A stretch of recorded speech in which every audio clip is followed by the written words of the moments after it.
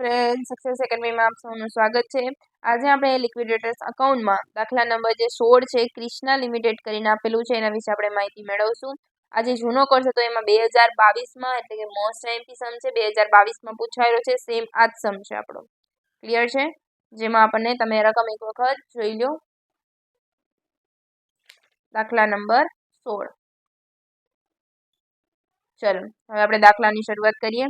સૌ પ્રથમ રોકડ સિલક લખી નાખીએ 12,200।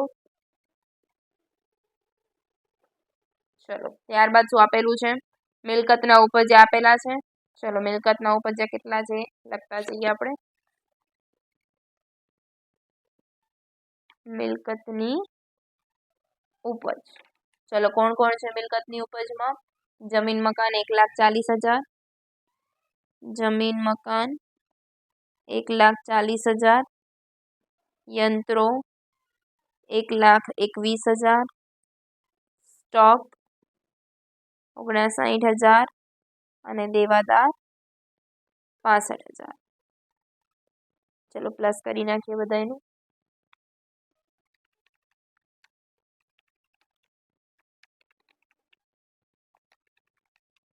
ચલો કેટલા આવશે? 3,85,000।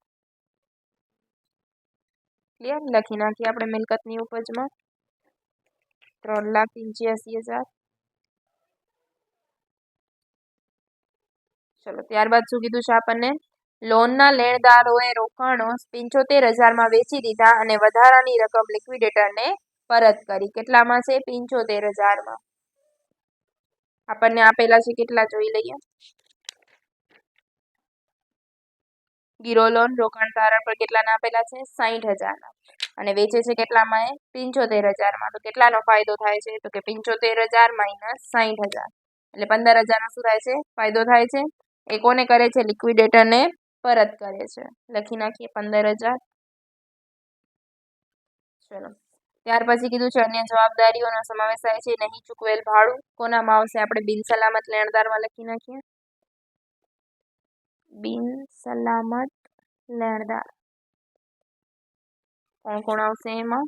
ભાડું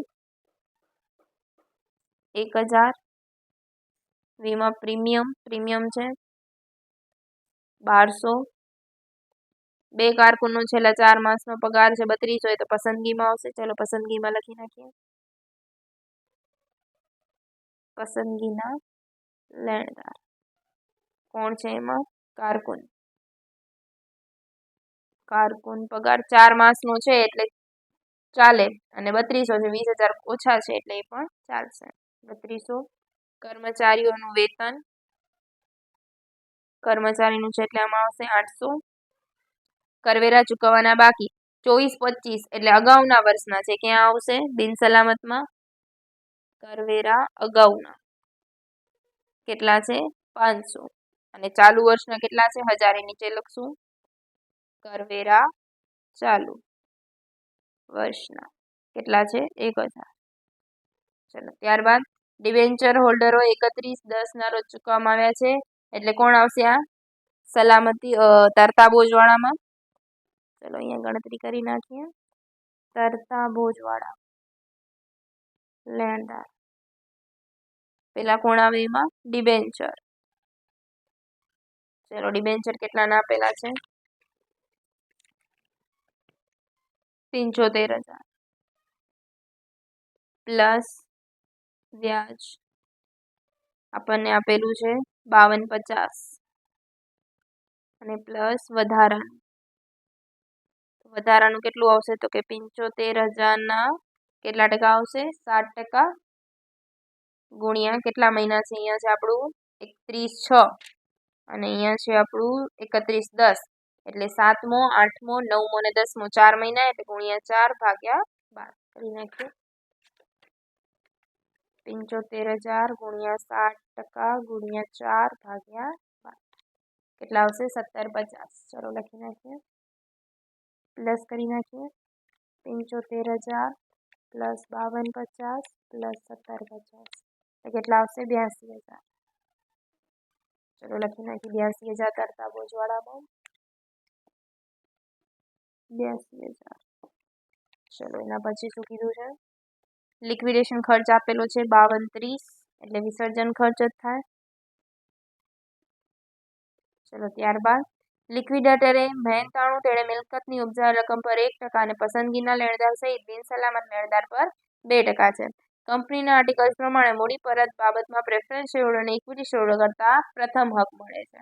એટલે પેલો હક કોને મળે? પ્રેફરન્સને. ચલો આપણે આ મહેનતાણું શોધી લઈએ. મહેનતાણું, ચલો ઉપજ પર કેટલા ટકા કીધું છે એને? 1%. તો ઉપજાવેલ રકમ કેટલી હતી આપણી? 385 ના 1%. ત્યારબાદ પસંદગી અને બિનસલામત પર 2%. પસંદગી હવે શોધશું અને બિનસલામત પણ હવે જ કરશું. બંને પર કેટલા છે? 2%. ચલો પેલા આપણે જોઈ લઈએ. ચલો ઇક્વિટી શેર છે, ઇક્વિટી છે. બાકી હપ્તો આપેલો છે 5000. ચલો બાકી હપ્તો એટલે મળેલ હપ્તામાં આવશે 5000. ત્યારબાદ પ્રોવિડન્ટ ફંડ. પ્રોવિડન્ટ ફંડ ક્યાં આવે છે? પસંદગીના લેણદાર. પ્રોવિડન્ટ ફંડ કેટલા છે? 10000. ચલો ત્યારબાદ ડિબેન્ચર પ્રેફરન્સ છે. ડિબેન્ચર થઈ ગયું આપણું. ગીરો લોન પણ કરી નાખ્યું. પ્રોવિડન્ટ ફંડ પણ થઈ ગયું છે. લેણદારો 37300 બિનસલામતમાં. લેણદાર 37300. ત્યારબાદ બેંક ઓવરડ્રાફ્ટ છે. સ્ટોક સામે કીધું છે 60000. ચલો સ્ટોકની ઉપજ કેટલાની છે જોઈ લઈએ. 59000. તો આ શું થઈ જશે? તમારા સંપૂર્ણ, કેમ કે 59 તો તમને મળી જાય છે. 60 માંથી કેટલા મળી જાય છે? 59. તો બાકીના ક્યાં આવશે? બિનસલામતમાં. BOD 1000. ક્લિયર? ચલો ત્યારબાદ ડિબેન્ચર પર વ્યાજ થઈ ગયું. અન્ય જવાબદારી આવતી નથી ને મિલકતો આપણે ધ્યાનમાં લેતા નથી. બાકી કોઈ વસ્તુ આપણી નથી રહેતી. ચલો સરવાળો કરી નાખીએ.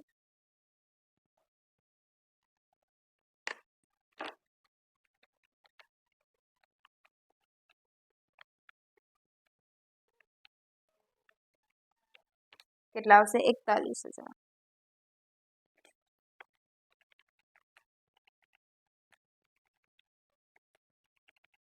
$15,000. લખી નાખીએ. બિનસલામતમાં 41000 અને પસંદગીમાં 15,000. બંને પર આપણે મહેનતાણું કાઢી લઈએ. બિનસલામત કેટલા છે આપણા? 41000 અને પસંદગી 15,000 ગુણ્યા 2%. 41000 ગુણ્યા 2% અને 3,85,000 ગુણ્યા 1%. પ્લસ કરી નાખીએ. કેટલું આવશે? 49,70. ચાલો લખી નાખી મહેનતાણામાં 49,70. ચલો ત્યારબાદ પ્રેફરન્સ શેર ડાયરેક્ટ લખી નાખીએ 2 લાખ. ચલો એના સિવાય કોઈ હવે આપણી અમાઉન્ટ બાકી રહેતી નથી. આવક માઇનસ જાવક કરીએ તો ખબર પડે ઇક્વિટી શેર દઈ શકીએ છીએ કે નહીં. 12,200 પ્લસ 3,85,000 પ્લસ 15,000 પ્લસ 5,000 એટલે આવશે 4,17,200 minus 59,000 minus 52,30 minus 49,70 minus 15,000 minus 82,000 minus 41,000 minus 2 lakh. એટલે કેટલા વધે છે? 10,000 વધે છે. 10,000માં ઇક્વિટી છે તો આપણે દઈ નહીં શકીએ. એટલે શું શોધશું એના માટે? મૂડી તૂટ. ચાલો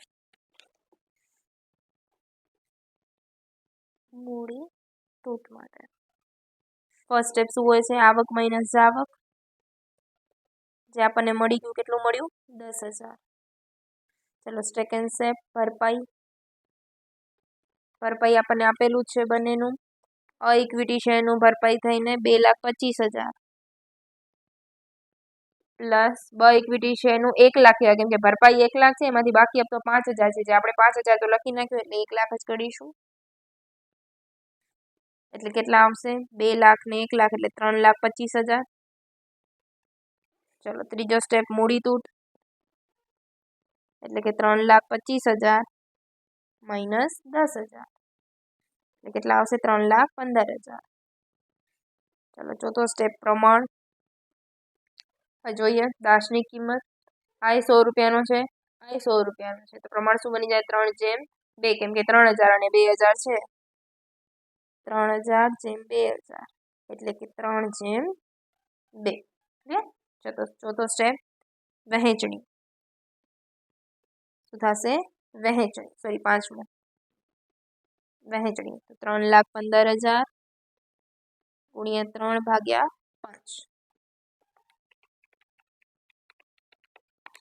કેટલા આવશે? 1,89,000 અને 3,15,000 ગુણ્યા 2/5 એટલે 1,26,000. અને છઠ્ઠો સ્ટેપ પરત કે મંગાવવા. ચલો શોધીએ. પહેલા એ પછી બી બંને માટે. તો સેકન્ડ શું થાય? આનું 2 - 5 થાય. તો 2 કેટલું છે? 2,25,000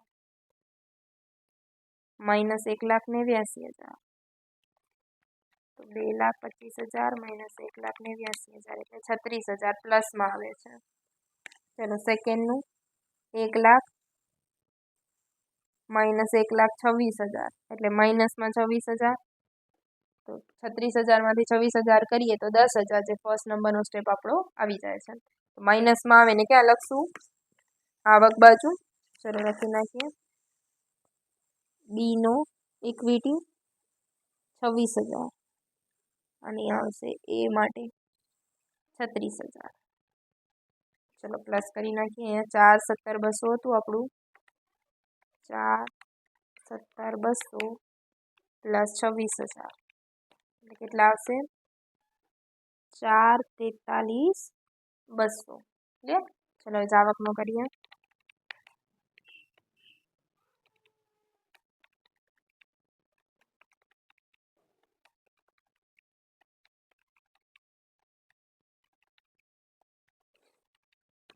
ચલો અહીંયા બી આવી જાય છે 4,43,200. બંને સાઈડ આન્સર કેવો થાય છે? સેમ થાય છે. એટલે આપણો દાખલો સાચો છે. આ 2022માં પૂછાયેલો સમ છે. મોસ્ટ આઈએમપી છે. Thank you friends.